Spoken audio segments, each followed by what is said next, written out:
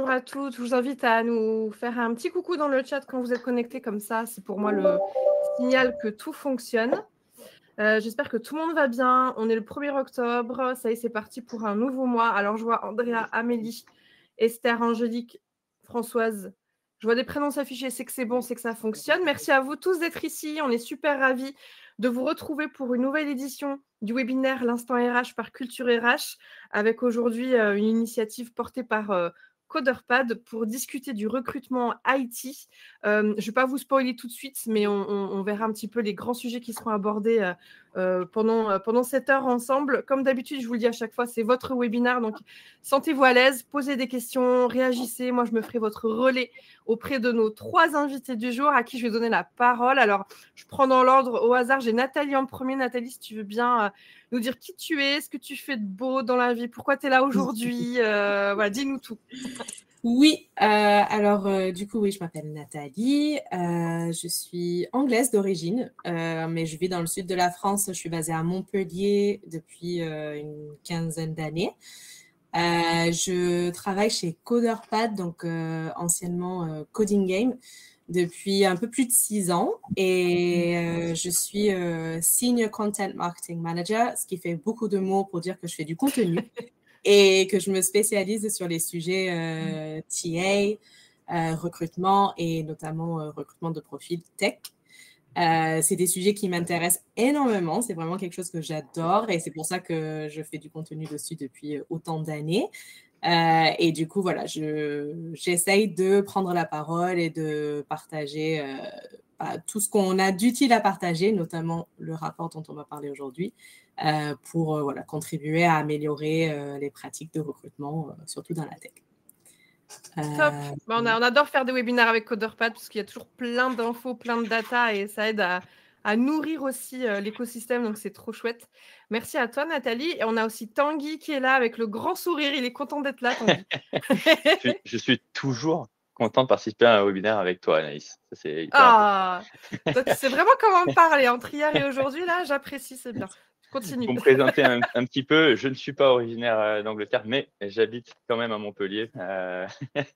Et moi, je suis agent de développeur. J'ai commencé comme BizDev, donc commercial pour une solution de sourcing, où je suis resté presque 4 ans. Donc, découvert les recruteurs et leurs cibles, les techs. Et à ce moment-là, j'ai eu envie de m'inspirer du sport et un petit peu de l'art pour inverser la tendance et partir des techs pour aller vers les entreprises. Et c'est pour ça que je suis devenu agent. On aime bien cette nouvelle tendance du métier de recruteur, plutôt dans la posture agent. S'il y a des curieux, peut-être que tu nous expliqueras un petit peu plus après comment tu fonctionnes, ça serait intéressant. Avec plaisir. Donc, top. Et on a donc Éléonore aussi qui est parmi nous. Bonjour Éléonore. Bonjour. Et bien moi je suis chez Dailymotion, donc ça fait 8 ans que je suis chez Daily, avec plusieurs fonctions au sein du service RH.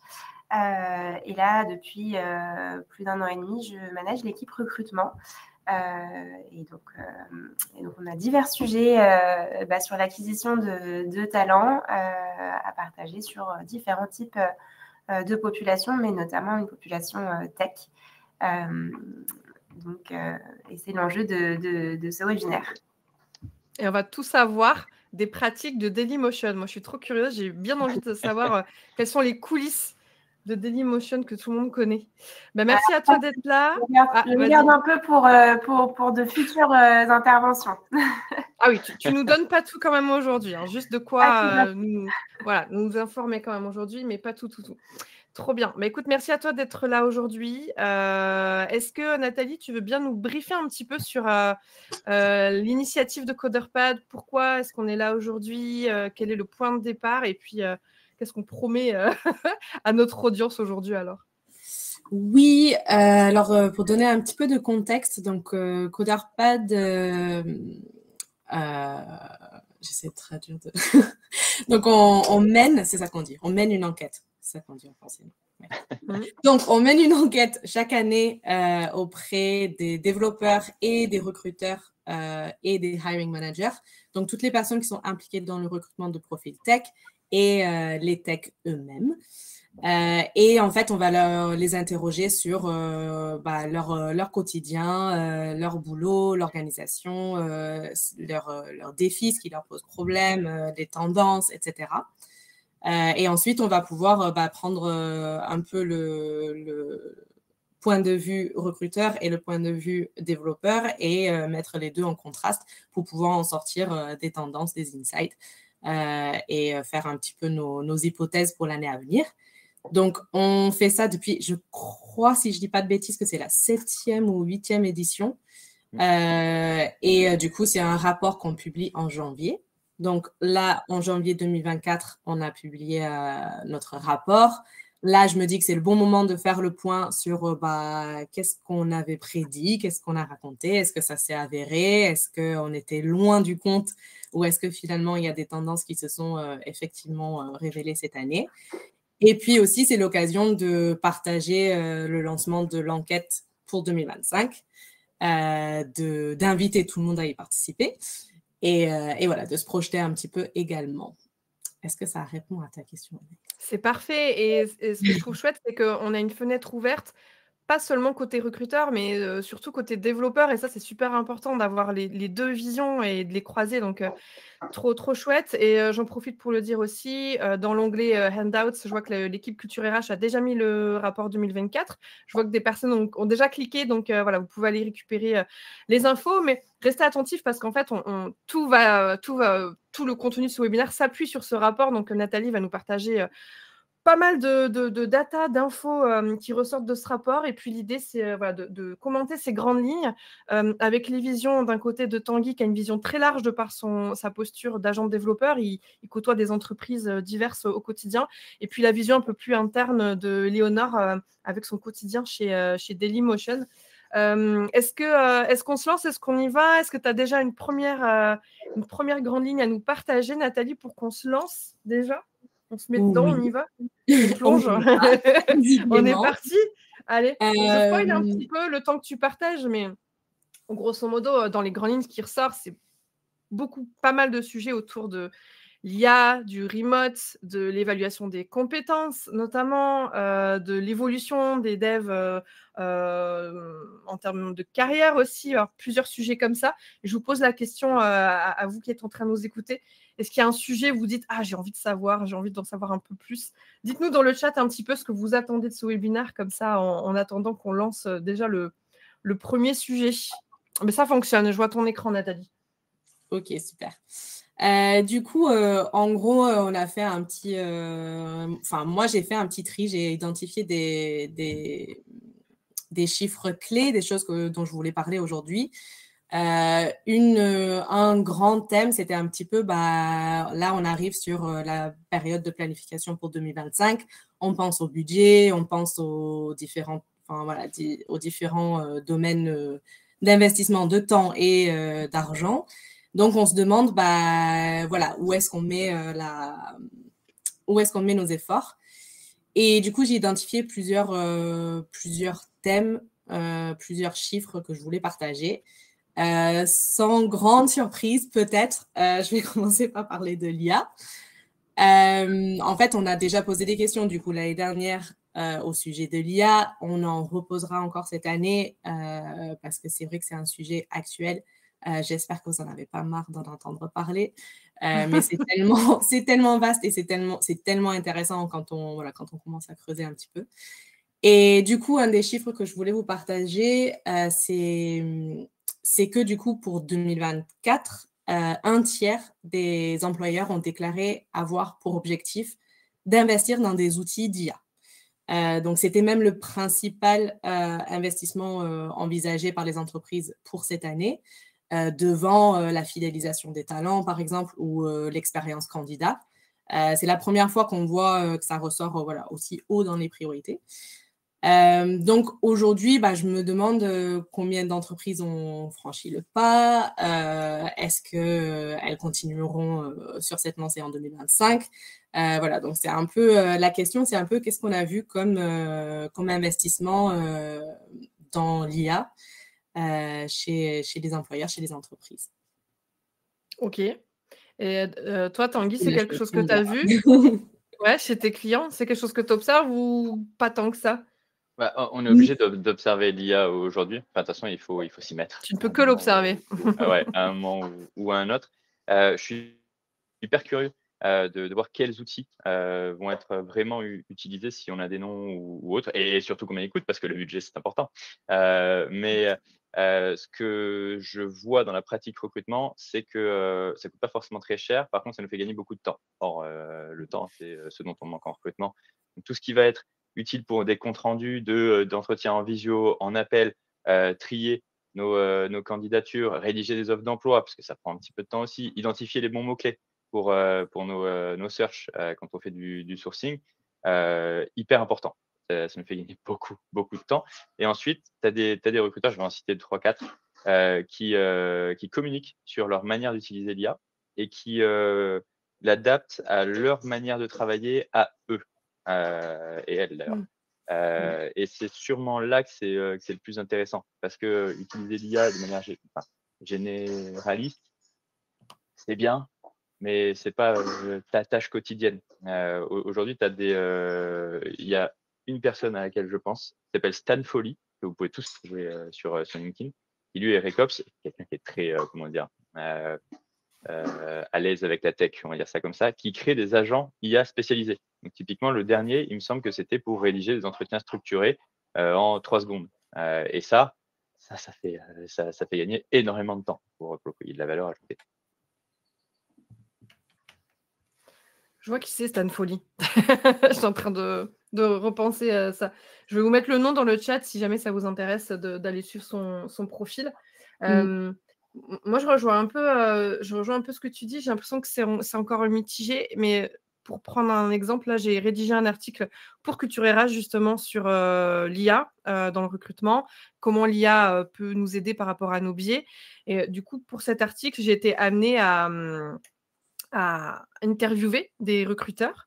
Et en fait, je pense que Nathalie, tu partageras ce constat, mais j'étais hyper surprise de constater qu'il y a quand même pas mal de recruteurs qui utilisent l'IA. C'est pas forcément très visible, mais non seulement il y en a quand même beaucoup qui l'utilisent, mais en plus qu'ils l'utilisent bien. J'ai trouvé qu'ils l'utilisaient bien parce que à chaque fois que j'ai interviewé des personnes, que ce soit des recruteurs internes, par exemple Vanessa Gossent de VeryUp, qui est sur LinkedIn et qui partage aussi beaucoup de contenu, elle l'utilise vraiment à bon escient, enfin, avec vraiment une prise de conscience autour du fait qu'il y a une manière de l'utiliser, il faut faire attention aux biais, etc. etc. Et d'autre côté, des recruteurs indépendants comme Fanny Fouquet, par exemple, que je suis sur LinkedIn, pareil, elle avait une ouverture d'esprit sur l'utilisation qui était assez impressionnante. Et c'était ça l'évolution ces dernières années aussi, c'est qu'on en parlait beaucoup avant. On commence à l'utiliser plus, mais j'ai l'impression qu'en plus, les recruteurs l'utilisent plutôt bien. Je pense, Nathalie, tu avais aussi un constat comme ça à nous partager autour de la prise de conscience d'utilisation et tout ça. Oui, et je pense que c'est justement ce genre de contenu, ce genre de personnes qui en parlent de plus en plus, enfin des solutions eux-mêmes ou des individuels, enfin voilà, des professionnels, des influenceurs entre guillemets, mais des personnes qui en parlent et qui prennent la parole et qui montrent un peu comment eux appliquent l'IA à leur processus de recrutement. Je trouve qu'il y a vraiment une prise de conscience de, en fait, ce qu'on peut faire avec l'IA. Moi, je réalise dans mes conversations avec des recruteurs, avec des professionnels, entre l'année dernière où, pour l'anecdote, on a une phase de test quand on construit l'enquête. Et il y avait une question sur est-ce que vous utilisez l'IA et pourquoi faire? Et sur ce genre d'enquête qui est auprès de presque 20 000 personnes, c'est difficile de laisser des questions ouvertes. Donc, j'avais proposé un drop-down de cas d'utilisation possibles pour qu'ils puissent choisir. Et dans les tests, ce qui revenait, c'est « Ah bon, on peut faire tout ça avec l'IA ?» il n'y avait pas forcément autant de prise de conscience, de connaissance de, en fait, à quoi on peut l'appliquer, à quoi ça peut nous servir. Il y avait quand même encore du flou, et je pense qu'il y en a encore aujourd'hui, honnêtement. Mais je pense qu'on a beaucoup appris cette année et il a fallu un petit peu de temps pour qu'on se lance dans l'expérimentation. Mais je pense que là, on va avoir des changements, peut-être plus d'applications et plus d'investissements parce qu'en fait, on comprend que ça peut nous aider, quoi. Et comment. Et ça va au-delà des frontières du recrutement. Je voyais même Elisabeth dans le chat qui dit qu'elle avait remarqué qu'un organisme de formation utilisait l'IA pour élaborer ces programmes de formation et leur contenu. Et elle trouve perso que ça prend de la valeur, ça donne de la valeur ajoutée aux formateurs. Et en fait, c'est exactement ça. C'est le même principe pour le recruteur. En fait, le recruteur se permet aussi, s'autorise à se dégager du temps pour allouer de l'énergie sur d'autres tâches. C'est aussi ça l'intérêt. Et on a... Pardon. Non, vas-y. Mais c'est vrai qu'on a aussi posé la question, ceux qui n'utilisaient pas l'IA au travail, pourquoi? Et la méfiance, les politiques internes, ça revenait beaucoup, mais il y avait quand même cette méfiance qui était mentionnée. Et en fait, je me rends compte que plus on comprend, moins on a peur, moins on est méfiant. Et finalement, c'est ça aussi qui fait qu'il y a plus d'utilisation. Le travail d'évangélisation porte ses fruits. Grâce aux influenceurs, LinkedIn. Notamment, entre autres. Ou grâce à Coderpad aussi. Il y avait un autre sujet complémentaire à l'IA, c'était le sujet du remote, si je ne me trompe pas, qui revient. Alors forcément, le remote, c'est le sujet. Alors, le télétravail, pour ceux qui ne sont pas forcément adeptes des anglicismes, mais c'est vraiment le sujet depuis Covid, on ne va pas se mentir, c'est quand même depuis le Covid. Tu as plein de choses à nous partager aussi sur ça, Nathalie. Donc, en fait, on a au-delà d'avoir un chiffre sur qui fait du télétravail, qui fait du hybride, etc., je voulais partager que c'est aussi c'est à la fois une priorité en termes de recherche d'emploi et à la fois quand même une source de difficulté pour certains développeurs. Là, on a 10,9, 11%, on va dire, qui disent que c'est même l'un des aspects les plus difficiles de leur boulot. C'est cette gestion entre télétravail, hybride, une organisation de travail. Et du coup, la question, c'est est-ce qu'aujourd'hui, les employeurs continuent d'investir pour rendre le travail à distance, le travail hybride plus fluide? Donc, je pense à des outils, des process, des formations, une meilleure communication. Mais je pense que c'est quelque chose qui est toujours d'actualité, qui a toujours besoin d'attention. Et voilà, à moins qu'on revienne tous en 100% présentiel, comme le voudraient certains très, très, très gros de la tech. On dira pas qui. Amazon. Mais ça m'étonnerait très fort qu'on en arrive là. Et du coup, pour moi, c'était encore un domaine d'attention pour cette année. Et alors ça, c'est un gros challenge. Alors pour répondre à ce gros challenge, j'aimerais bien peut-être que Tanguy et peut-être même Éléonore, d'abord, en tout premier lieu, tu nous partages un peu les clés selon toi et ce que d'ailleurs vous-même vous appliquez chez Dailymotion sur le sujet du remote. Tu as des choses à nous partager ? Oui, pour moi, la clé, le maître mot, c'est la communication. Tu l'as dit, Nathalie.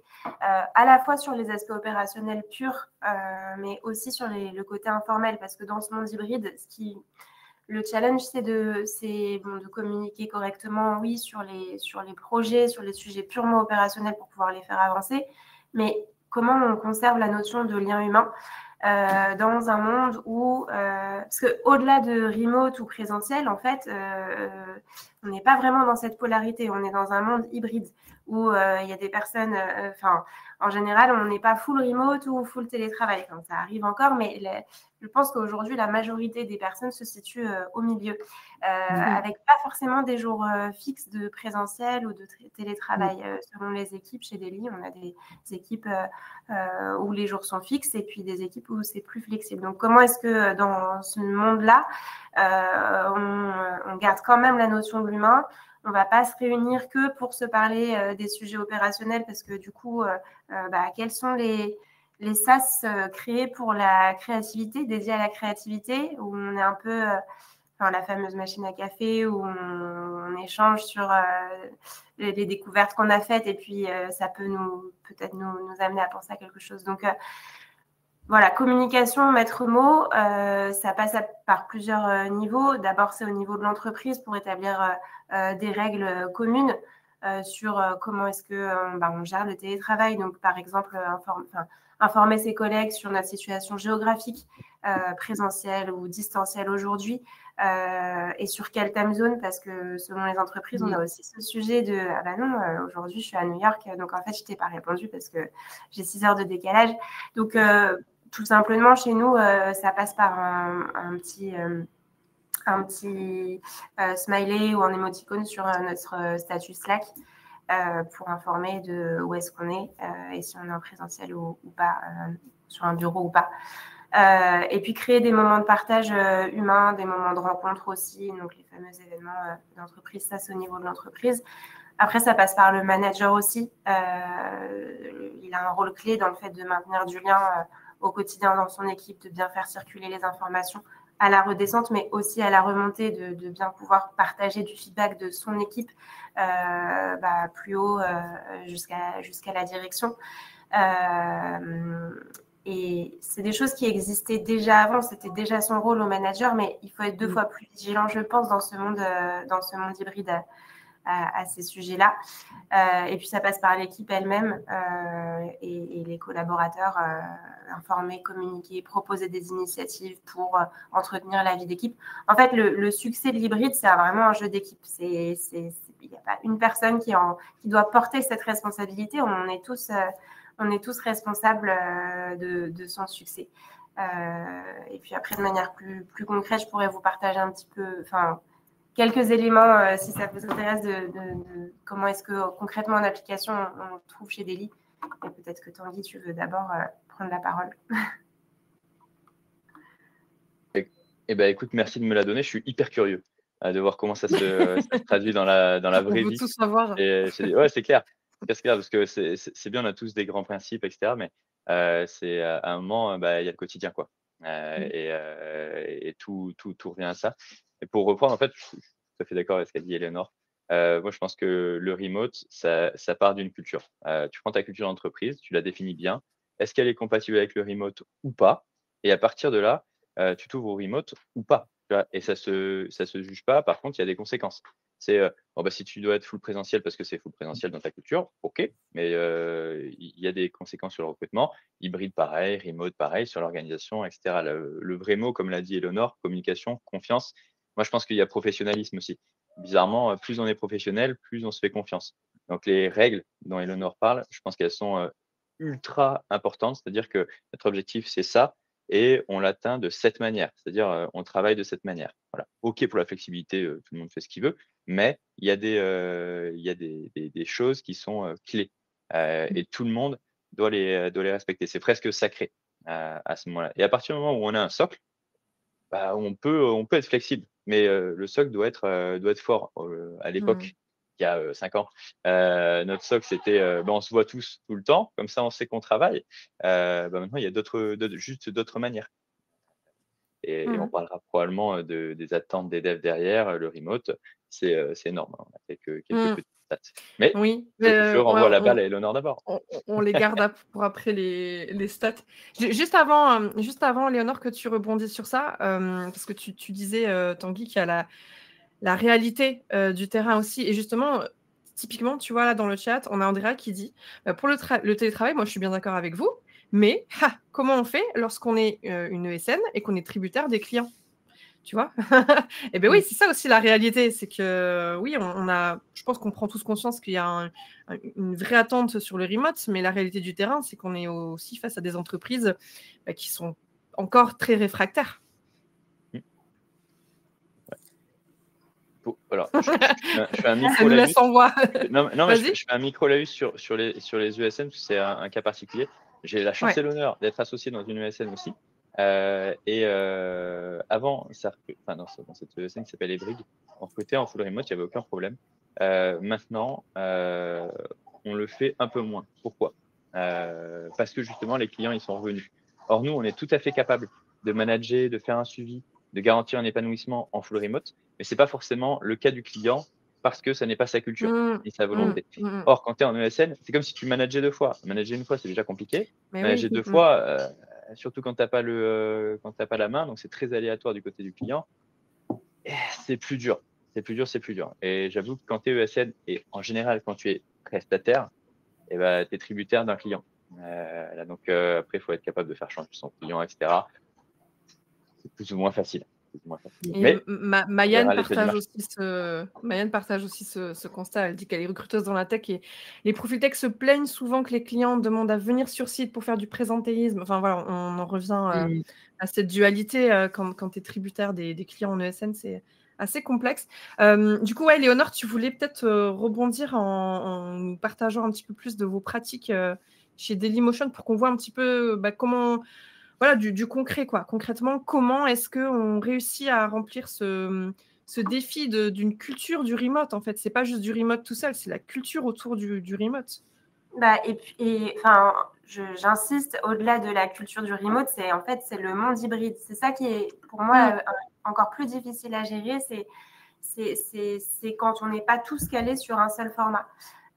Au niveau des équipes, comme je l'ai dit, il y a des équipes qui décident d'avoir un planning avec des jours fixes pour pouvoir faire des activités ensemble et se retrouver en présentiel. Il y a d'autres équipes qui laissent un peu plus de liberté sur l'organisation des jours parce que leur format de travail et leurs enjeux business le permettent et qu'on peut se permettre d'utiliser différents outils. Donc, comme j'ai dit, il y a le statut Slack pour informer, comme ça on sait si la personne on la trouve à son bureau ou pas et sur quelle time zone pouvoir lui parler. Il y a ce sujet de time zone aussi qui sont différentes selon les bureaux chez nous. Comment pouvoir utiliser ce décalage à notre avantage, c'est-à-dire comment s'en servir pour je quitte mon poste de travail en fin de journée à Paris, j'ai envoyé une question à New York et comme ça la personne va pouvoir la traiter et demain matin quand je reviens à mon poste de travail, je peux reprendre la suite. Donc au final, ce qui peut paraître comme un obstacle, en fait on en fait un avantage. Et ça, c'est ce que le format remote permet. Et puis nous, on a mis en place, au moment de la crise sanitaire, un ensemble de formations à destination des managers et à destination des collaborateurs pour leur donner les clés sur un certain nombre d'enjeux, donc l'organisation du travail, la communication, etc.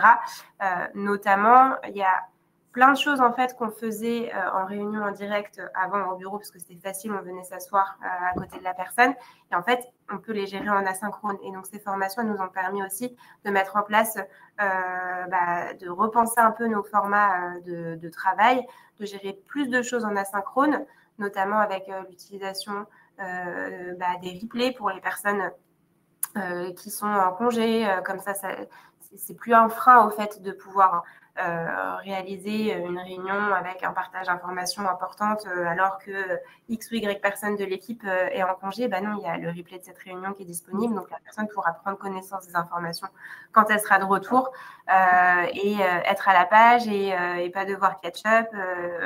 Donc l'utilisation des replays de tous les outils qui permettent de travailler en asynchrone, c'est aussi hyper important. Puis après, sur le lien humain, c'est hyper important pour moi, donc j'en reparle, mais c'est de recréer des moments de partage informels, là où, encore une fois, le réflexe, ça va être de mettre une réunion pour se parler d'un sujet opérationnel pur. Oui, mais où est passée la créativité, où est passé le lien humain? Donc, de pouvoir recréer ces moments de partage informel, peut-être dans des contextes un peu plus formels. Je prends l'exemple de ce qu'on fait sur l'équipe recrutement. Il y a le sujet du sourcing qui nécessite à tout le monde de travailler entre guillemets un peu dans son coin, historiquement. En fait, nous on fait des sourcing parties, donc on se réunit tous ensemble pour sourcer donc tous les recruteurs de l'équipe et puis pour tempérer les sourcing parties, parce que le sourcing ça peut être parfois quelque chose d'un peu pas monotone, mais en tout cas assez linéaire comme activité. Pour rythmer cette activité-là, on fait des breaks avec des icebreakers et avec des petites questions de get to know each other, donc apprendre à se connaître en fait, où en amont on aura répondu à c'est quoi ton plat préféré ou quelle est l'habitude la plus folle que tu aies au bureau et en fait comme ça permet à la fois de rythmer les temps de travail, mais aussi d'apprendre à se connaître un petit peu plus, de finalement percevoir les personnes qui sont avec nous et ce qui les caractérise individuellement, alors que on n'a plus forcément accès à ces informations-là de un tel boit du café ou du thé parce qu'on n'est plus au travail au quotidien. Après, ça peut fonctionner aussi en présentiel, ceci dit, ce genre de pratique, parce que il y a aussi une ambition peut-être de réconcilier avec le sourcing. Mais ça, c'est un autre débat. Alors, c'est ça. Alors, pour compléter avec les bonnes pratiques que tu nous partages, tu vois, il y a Frédéric qui nous dit elle a les RH dans une petite ESN. Donc, pour donner un exemple complémentaire avant d'avancer sur un autre sujet, mais elle dit que ils ont quand même besoin de voir leurs consultants régulièrement, donc ça c'est vrai, mais ils ont réussi à négocier avec leurs clients 2 jours de présentiel, 3 maximum, ça fonctionne, sauf au début de mission où là, il peut être nécessaire d'être sur place, mais voilà, ils ont trouvé des compromis en fait avec leurs clients. Et elle dit merci le Covid qui nous a grandement aidés pour nos clients réfractaires. En fait, il y a ça aussi. Et moi, je voulais vous partager une petite stat. Ouais, c'est une bonne marge de négociation. Et je voulais vous partager une stat que j'avais vue il n'y a pas longtemps, peut-être en attendant, Nathalie, que tu nous fasses avancer sur le sujet suivant. Mais déjà, en 2022-2023, télétravail, c'était le 2e mot-clé le plus recherché dans le moteur de recherche du site d'emploi de Monster. Mais il faut quand même savoir que en 2021, il était encore que 17e dans le classement. Et maintenant, il est 2e. Donc, c'est pour dire la progression. C'est voilà, le 2e mot-clé, quand même, le plus recherché par les candidats sur le job board Monster. Le premier, c'est quoi? C'est salaire? Alors, je sais pas. Faudra demander à Romain Junta, responsable marketing de Monster, parce que j'ai l'info par lui. On appelle bonne question. on va appeler Romain. Mais après, on retrouve souvent les top 3. Mais bon, ça, elle nous les dira, Nathalie, parce que ça va ressortir dans l'enquête aussi sur les attentes. On va peut-être trouver un semblant de réponse à ta question. Yes, alors, le sujet suivant. Que ce soit le salaire. Moi non plus, je ne serais pas surprise. Le sujet suivant, alors, on est sur quoi? C'est sur le skills-based hiring, c'est ça? Traduction. Traduction. Recrutement basé sur les compétences. Joli. Alors, dis-nous ce qui ressort. Oui, alors, donc, en fait, on a posé la question, on a demandé aux recruteurs s'ils recrutaient des développeurs ayant des parcours non académiques. Donc là, on sous-entend, d'ailleurs, on l'a précisé dans la question, mais c'est-à-dire les profils autodidactes ayant suivi des bootcamps, des formations courtes, intensives, ce genre de choses. Donc là, on a des chiffres qui finalement changent pas beaucoup d'une année à l'autre. En fait, ça a vraiment beaucoup changé 2022. Et depuis 2022, là, 2023, 2024, on voit peu de changements. Donc, on a 40% des recruteurs qui nous disent qu'ils embauchent régulièrement des développeurs ayant des parcours atypiques ou non académiques. 40% qui disent qu'ils le font, mais rarement, et 20% qui ne le font pas. Moi, je comprends, potentiellement, ils exigent un diplôme. Là, un diplôme d'ingénieur ou l'équivalent dans les autres pays. Donc là, aujourd'hui, je me demande si est-ce que les entreprises vont finalement investir dans la mise en place de processus, de formation, de programmes de upskilling. L'upskilling, on en parle beaucoup. Est-ce que ça pourrait faire évoluer ce chiffre ou finalement, est-ce que les 20%, on les gardera à jamais et que ce sera des entreprises qui sont réfractaires et qui ne changeront pas leurs exigences de diplôme? C'est le sujet. Donc, j'aimerais bien savoir ce qu'en pense le panel. Alors, pour récap, 40% des recruteurs disent embaucher régulièrement des profils dits atypiques. Donc, voilà. Du coup, j'aimerais bien déjà poser la question à l'audience. Est-ce que ça vous surprend, cette stat? Parce que je sais que Tanguy, lui, ça l'a pas mal surpris. Il va peut-être pouvoir la commenter, d'ailleurs, cette statistique. Je t'invite à ouvrir ton micro, peut-être à lancer les hostilités sur ce sujet, parce que je sais que ça t'avait pas mal tiqué. Et puis, Léonore nous dira après ce qu'elle en pense. Et en même temps, je vous pose la question à vous qui êtes en train d'écouter. Est-ce que ça vous surprend en 40% qui disent « Oui, j'embauche régulièrement des profils atypiques dans la tech ». Ouais, alors moi, ça m'a surpris, cette stat, clairement. Alors, dans tout ce que je vais dire, il n'y a aucun jugement. D'ailleurs, quand on se reconvertit, c'est souvent le parcours du combattant, et donc c'est hyper admirable. Mais 40% d'entreprises qui régulièrement, donc quand j'entends régulièrement, j'entends beaucoup. C'est pas une personne sur 23, quoi. Qui embauchent des devs qui sont convertis ou qui n'ont pas de diplôme. Ça me semble énorme. En tout cas, ou alors je n'ai pas croisé ces entreprises. Très souvent, on demande un diplôme ou au moins un socle de compétences théoriques. Et c'est très, très, très souvent ce qui différencie des devs qui sont diplômés, école d'ingé ou pas, de devs qui se reconvertissent, voire qui sont autodidactes. On peut être très bien débrouillard, c'est très bien.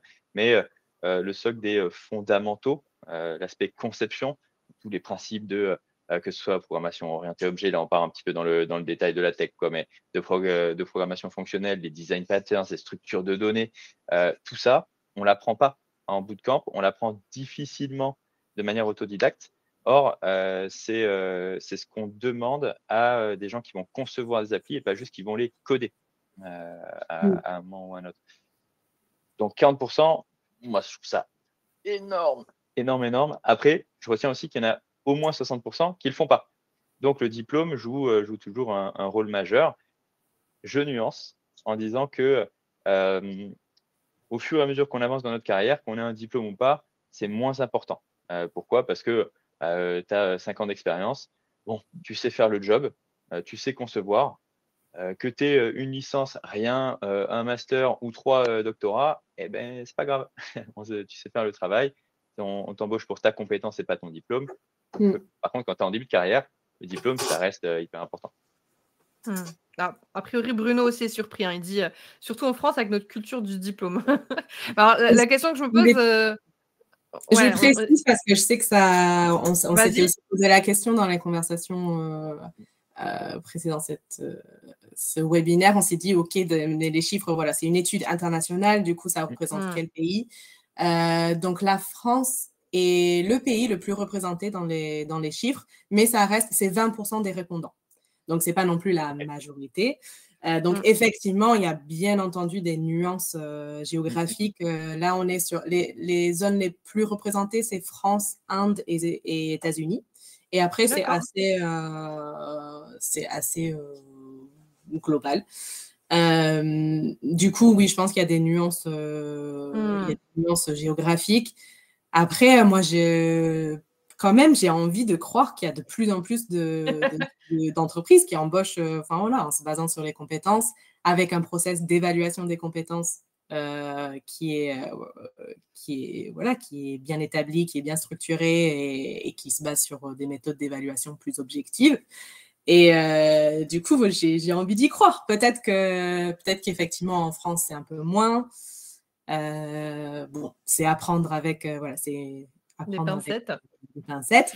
Ouais. Mais on verra si il y a une évolution. Peut-être que Éléonore, elle va nous dire, moi, je fais partie des 40%. Hein.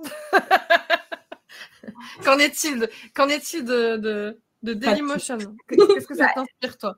Chez Daily, moi, je suis hyper convaincue du skill-based recrutement. Le skill-based recrutement, en plus, c'est pas seulement recruter sur diplôme, pas sur diplôme, sur école, pas sur école. C'est aussi ne pas recruter en essayant de faire un calque de l'expérience précédente. Donc, c'est encore...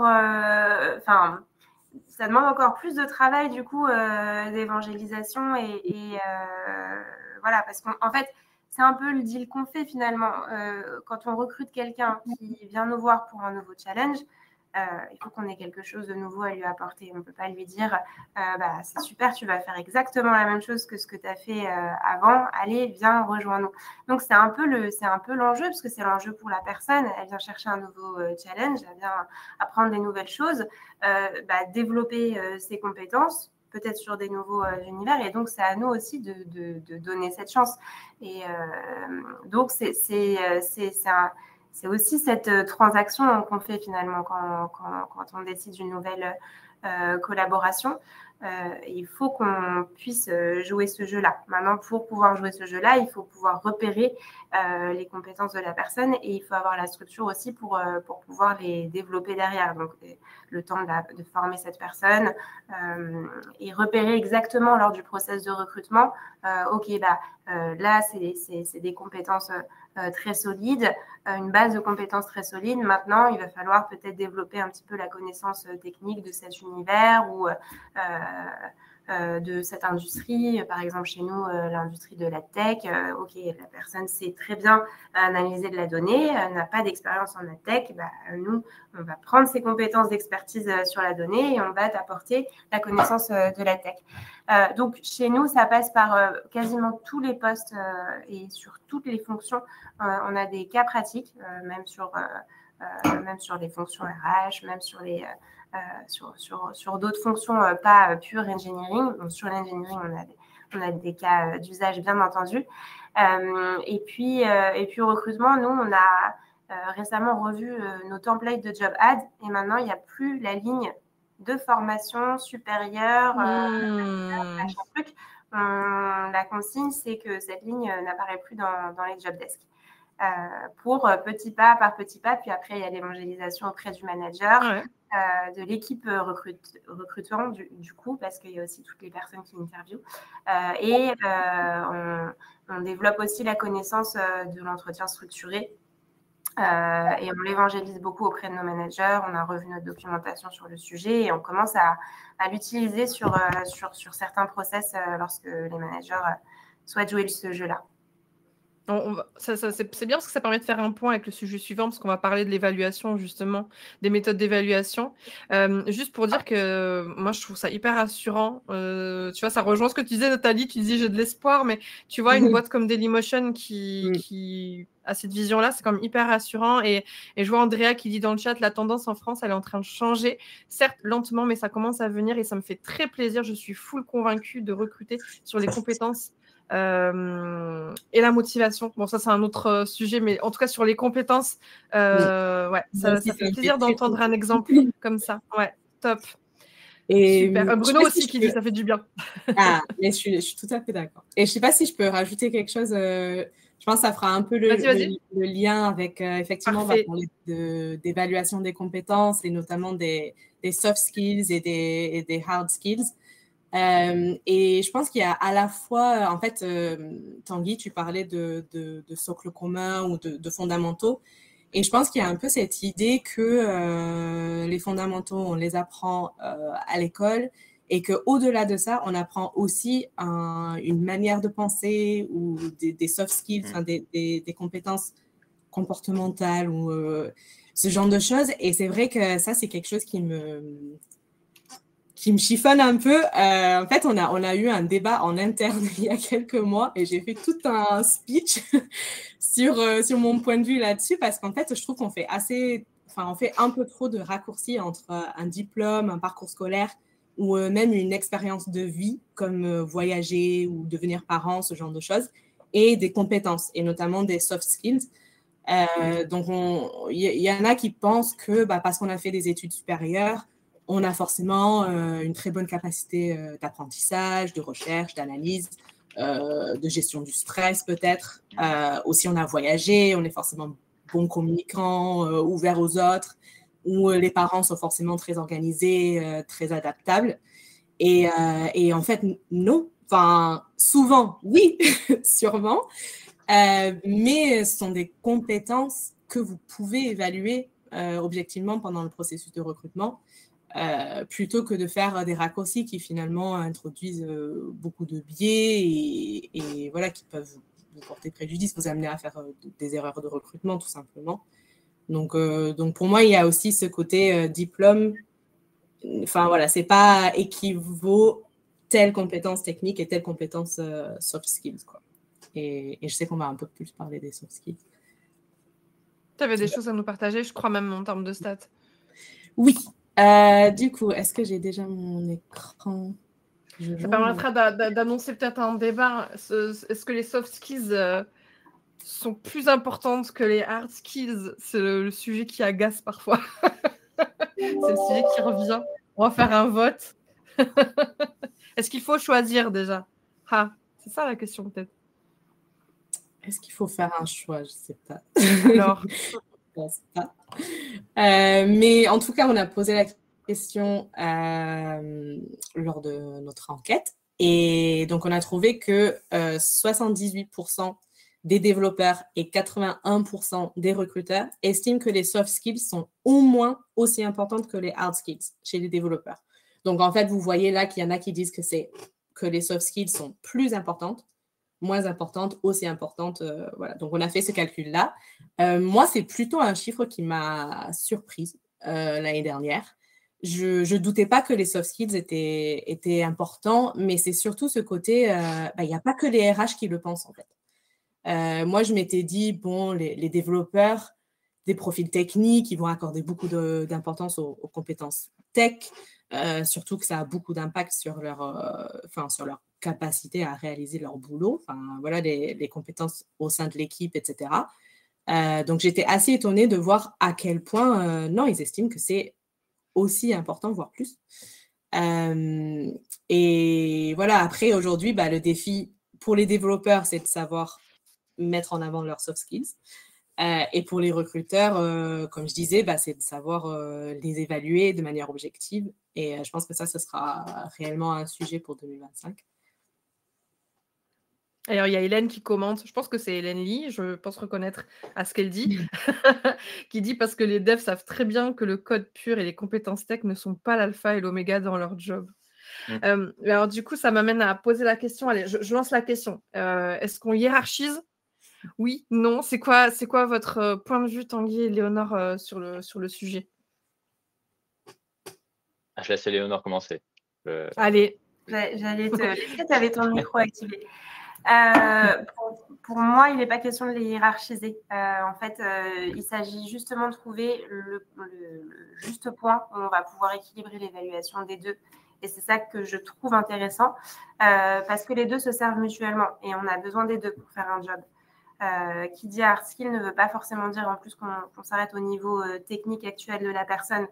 On est à propos de voir ce qu'on va pouvoir développer. Donc, une hard skill seule, si c'est pas accompagné d'autres, ce qu'on appelle soft skills à côté, elle va pas pouvoir nous permettre de déplacer les montagnes finalement. Donc, voilà, ça veut dire qu'on mise sur cette hard skill, mais pour pouvoir la développer finalement. Tu veux compléter, Tanguy? Ouais, non, mais alors je suis. Alors ça, moi, je suis tout le temps d'accord avec ce que dit Léonore, mais en même temps, elle a raison, j'y peux rien. Il est tellement pas original, celui-là. Mais hiérarchiser, non, c'est bête. De toute façon, au travail, on a des compétences dures et des compétences molles. Il faut les deux. Voilà, c'est logique. Je pense que cette stat, ce qu'elle exprime, c'est que à la fois, si on a que des hard skills, mais que derrière, on est la pire personne du monde, personne ne veut travailler avec nous. Donc, on n'aura pas de taf, ça c'est sûr. Mais de l'autre côté, je repars sur mon idée des fondamentaux. On peut être hyper sympa, on peut être la meilleure personne du monde pour le coup, mais on ne sait pas coder en TypeScript. Si on cherche un dev TypeScript, dans l'immense majorité des boîtes, même si on peut nuancer ce propos, on n'aura pas le job. Je pense que le fait d'avoir des hard skills, ça nous qualifie pour peut-être avoir le job, ça nous fait passer la première étape. On arrive en finale, et pour remporter cette finale, avoir le taf, là, ce sont les soft skills qui nous le donnent. Donc, nos hard skills, elles peuvent nous, faire perdre un job, et les soft skills nous permettent de le remporter. Donc, je pense que c'est surtout là-dessus. C'est beau. Moi, j'aurais une question. En fait, on parle de... pour être... non, c'est pas... je vais pas à l'encontre de ce que vous dites, mais je me dis pour peut-être vous obliger à peut-être pas être d'accord. Moi, je me demande en fait, on parle d'hiérarchisation ou de choix entre soft skills et hard skills, et je suis plutôt d'accord avec vous, il n'y a pas un choix à faire entre les deux. Mais je pense quand même dans un processus d'évaluation des compétences, on est quand même obligé d'hiérarchiser, de prioriser les compétences qu'on souhaite évaluer. Qu'est-ce qui est primordial pour le poste, qu'est-ce qui est plutôt nice to have. est-ce que vous mettrez du coup, est-ce que vous ferez une hiérarchisation soft skills et une hiérarchisation hard skills et ne pas les mettre sur la même échelle? Ou est-ce que vous arriverez quand même à les mettre sur la même échelle et à se dire, OK, cette compétence-là, c'est une compétence clé et mélanger soft skills et hard skills du coup? Bah moi, là, on arrive à un point qui est un peu… Enfin, la corde sensible chez moi, c'est que j'ai de plus en plus tendance à challenger la distinction entre les soft skills et les hard skills. Parce que la frontière est hyper mince. Dans certains rôles, cette soft skill, en fait, c'est une hard skill. Et en fait, si on se dit, cette soft skill, c'est quelque chose qui est essentiel pour le poste, est-ce que finalement, c'est pas une hard skill, en fait? Donc, quand on parle de savoir communiquer comme soft skill, savoir communiquer en fait quand on est dans un rôle de lead tech ou de manager tech, en fait, est-ce que c'est pas juste une hard skill parce que c'est voué à l'échec si on est un manager qui n'a pas cette skill de communication ou d'évangélisation. Donc, c'est là que peut-être que ma limite, en fait, tu viens de placer ma limite pour répondre, c'est qu'en fait, la frontière est trop mince et que cette question de hiérarchie, elle me met pas à l'aise, parce que pour moi, les deux sont intégrés, quoi. C'est ce que dit un peu Andrea dans le chat aussi. Elle dit, il n'y a pas de choix, c'est complémentaire. Imaginons une personne qui ne réussit pas le test technique, mais qui a un potentiel, une envie, qui travaille sur des projets perso à côté, je lui donnerai sa chance, je pense, même s'il n'a pas été validé côté compétences. Alors, oui et non. Alors, ça se fait pour nos recrutements à nous si on a envie. Après, nous, rappelons-nous qu'on est recruteur ou en tout cas intermédiaire et qu'on a des clients en interne.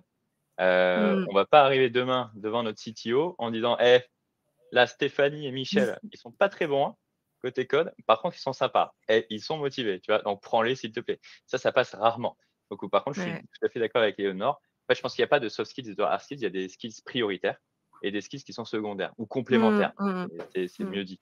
Il y en a qui vont être hyper prioritaires du côté hard. Typiquement, je sais pas, encore une fois, TypeScript, par exemple. OK, super, parce qu'on en a besoin là maintenant.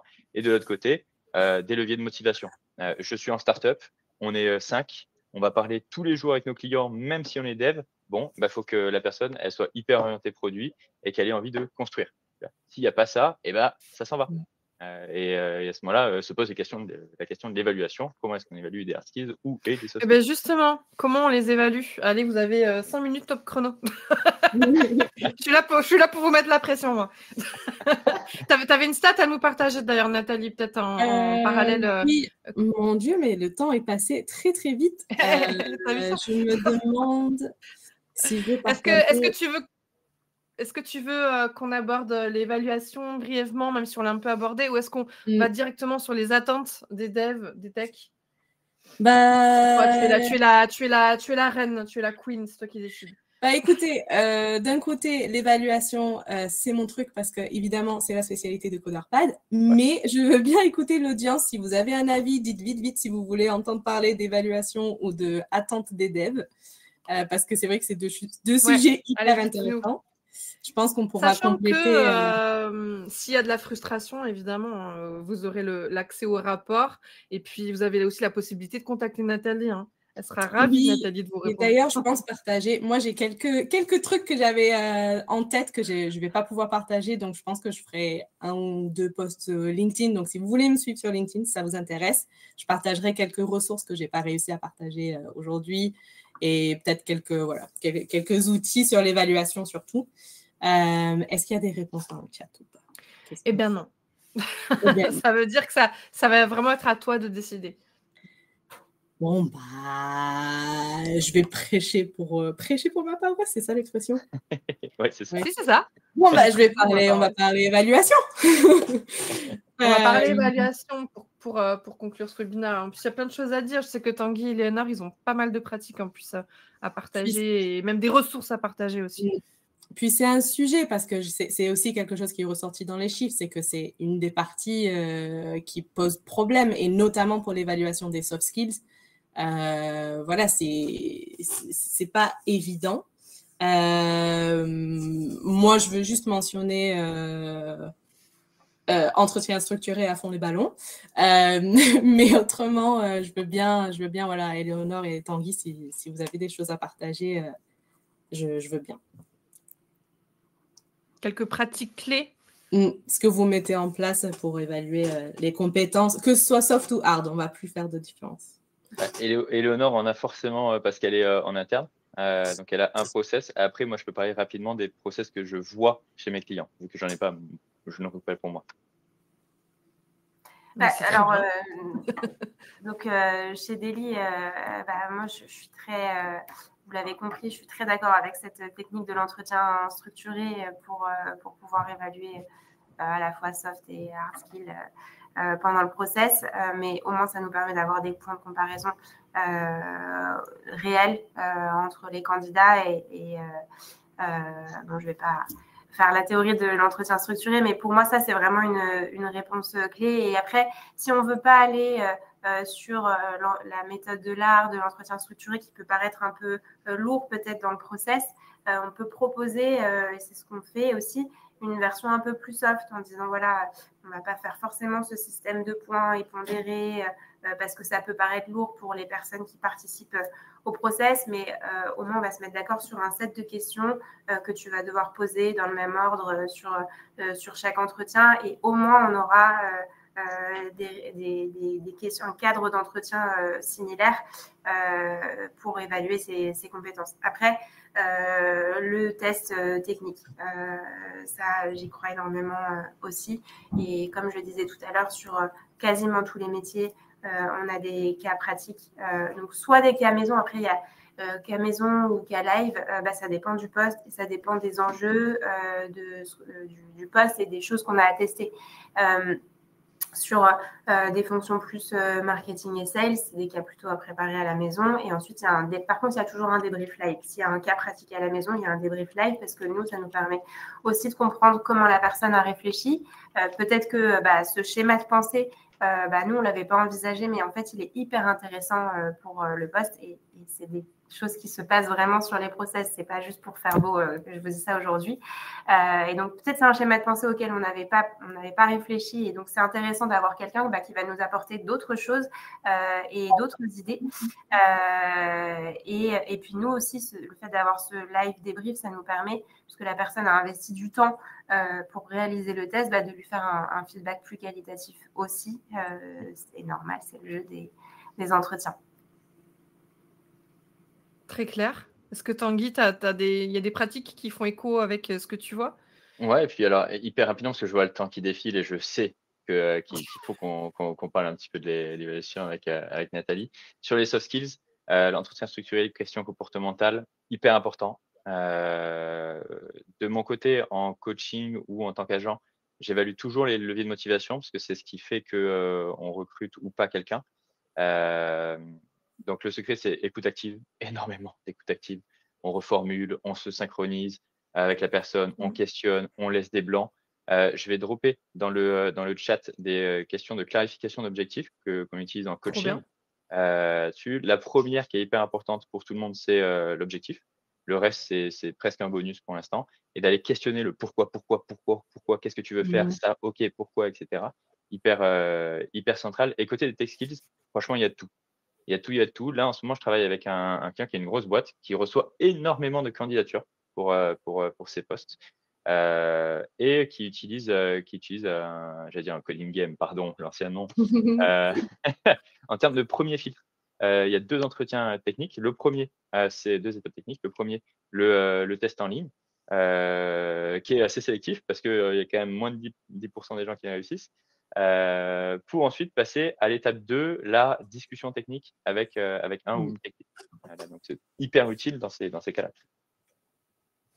Oui, tout à fait. Et d'avoir la deuxième, la possibilité d'avoir un entretien en direct et en plus, bon, du coup, avec un outil comme CoderPad Live, c'est dans un IDE, c'est un environnement de développement qu'ils connaissent, ils sont à l'aise et qui a toutes les fonctionnalités et les outils nécessaires pour pouvoir faire leur boulot correctement et pas d'essayer de coder de faire un partage d'écran ou de coder dans un Google Doc, enfin voilà, c'est pas forcément pertinent. Et c'est vrai que du coup, de pouvoir avoir un test technique et de pouvoir compléter ensuite avec un entretien technique, je pense que c'est le Graal. Je veux juste partager un dernier mot parce que du coup, moi, c'est ce que… Et évidemment, je parle des tests techniques et des entretiens de code parce que voilà, c'est ce que fait CoderPad. Mais on a aussi posé la question aux développeurs, du coup, qu'est-ce que vous appréciez comme méthode d'évaluation en fait? Et on était très heureux de voir que effectivement les tests en ligne asynchrones et les tests techniques, les entretiens de code live style pair programming étaient très bien notés.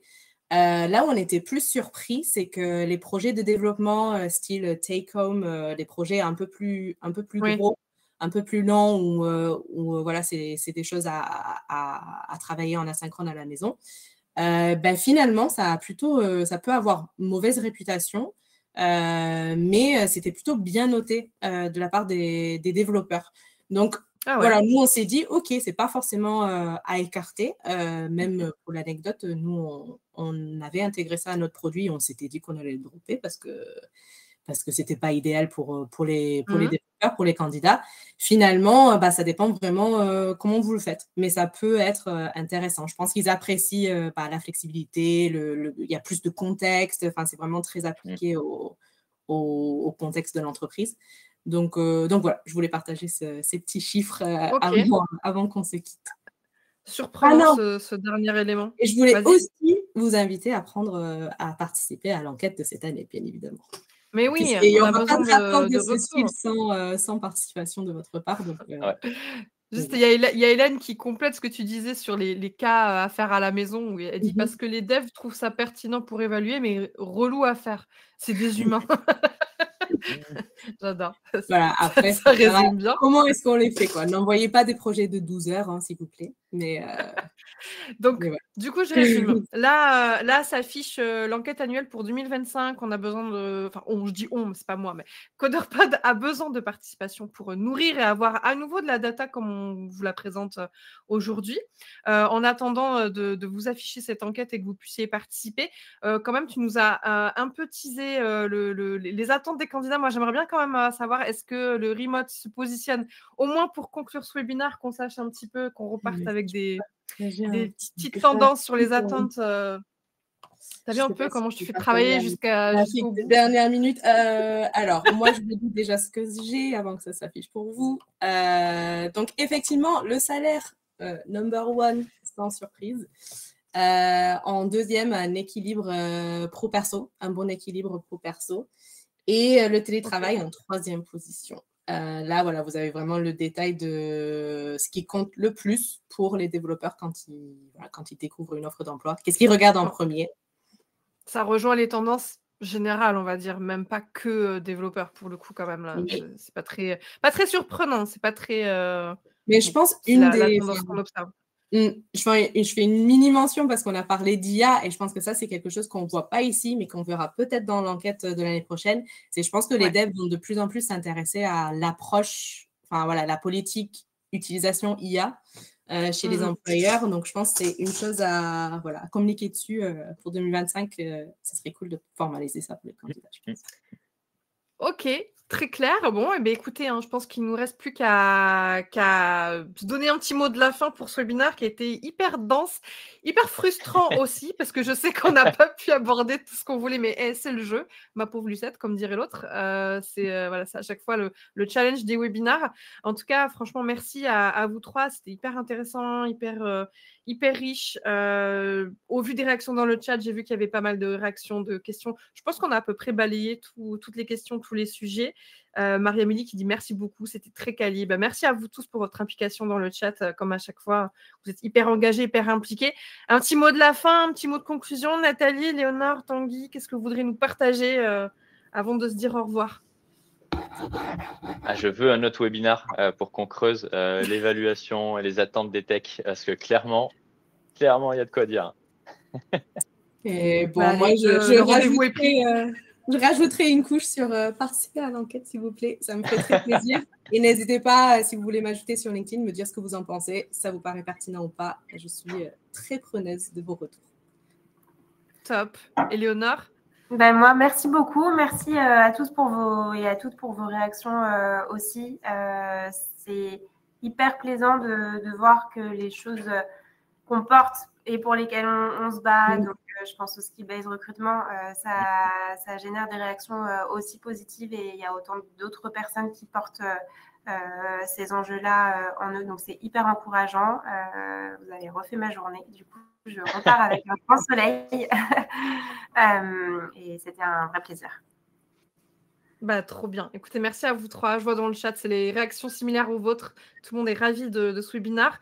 Moi, il me reste à vous dire à très vite, puisque je vous retrouve jeudi pour un nouveau webinaire avec Culture RH. Mais je vous parle surtout celui de la semaine prochaine, mardi prochain. On a un webinaire dédié aux nouvelles mobilités et la QVCT. Alors, je ne vous en dis pas plus. Je vous inviterai à aller sur le lien que Culture RH va vous partager incessamment sous peu.